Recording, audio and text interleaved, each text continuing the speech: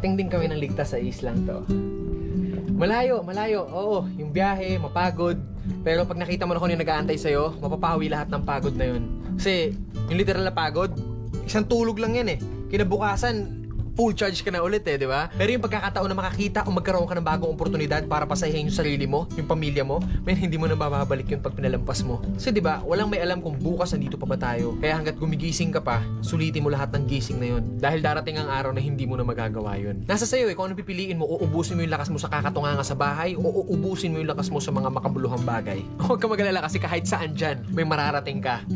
Alam mo na yun. Hindi, ganito kasi yan. Dahil lang alam mong matagal at mapapagod ka, hindi ka natutuloy. Tsong wala kang mararating kung hindi mo pipihitin yung susi sa loob ng ulo mo. Gaano man kataas ang pangarap mo sa buhay, huwag kang matatakot sa pagod at sakripisyo dahil parte yun eh. Hindi ka makakakain ng kanin kung hindi mo sasaingin. Hindi ka makakakain ng ulam kung hindi mo lulutuin. Lahat ng bagay kailangan kilusan mo muna sa umpisa. Hindi tatakbo ang sasakyan kung hindi mo sususian. Kung hindi mo lalagyan ng gasolina, hindi yun tatakbo sa kung saan mo siyang direksyon dapat dalhin.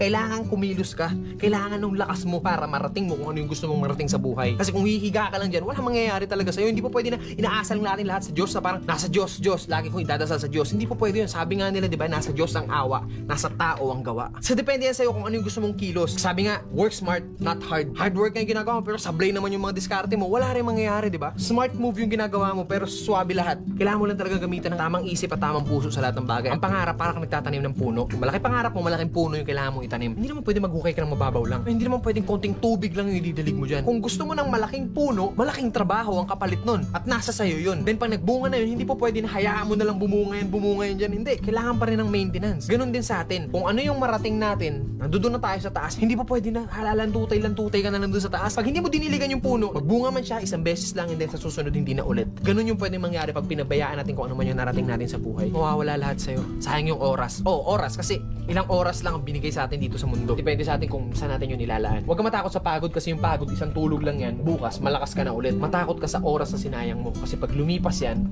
kahit tumambling ka pa ng 100 beses dyan, hindi mo na mababalik yan. Ano man ang landas na tinatahak mo ngayon, mabagal man ang pag-usad mo, ang mahalaga, umuusad ka. Hindi nakastuck ka lang sa comfort zone mo, men, sablay yun. Kailangan mabagal man yung movement mo, pero hanggat umuusad ako, still, umuusad ako. Darating at darating ang panahon na lahat tayo makakarating sa gusto nating puntahan. Pare-parehas lang ang kinakain ng tao, kaya lagi mong isipin na kaya mo rin yung kaya nila. Pero isipin mo rin na bago mo kayanin yung kaya nila, kailangan mo munang kayanin yung kinaya nila para kayanin mo kung ano yung kaya nila ngayon. Gets mo? Ito lang ang kailangan mong gamitin dyan. Hindi mo na kailangan lumayo saan-saan mga lupalop ng mundo. Nandito lang sa loob ng bilog na to, ng sikreto ng lahat. Damn, son!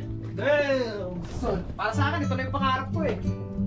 Nakikita ko yung view na to. Walang makakatumbas dito. Ito yung pinakamasarap na mga oras ng buhay ko. Hindi ubad, dagat, ilog, lahat. Ibang klase pag tinititigan mo, ibang klase pag pinagmamasdan mo talagang wow!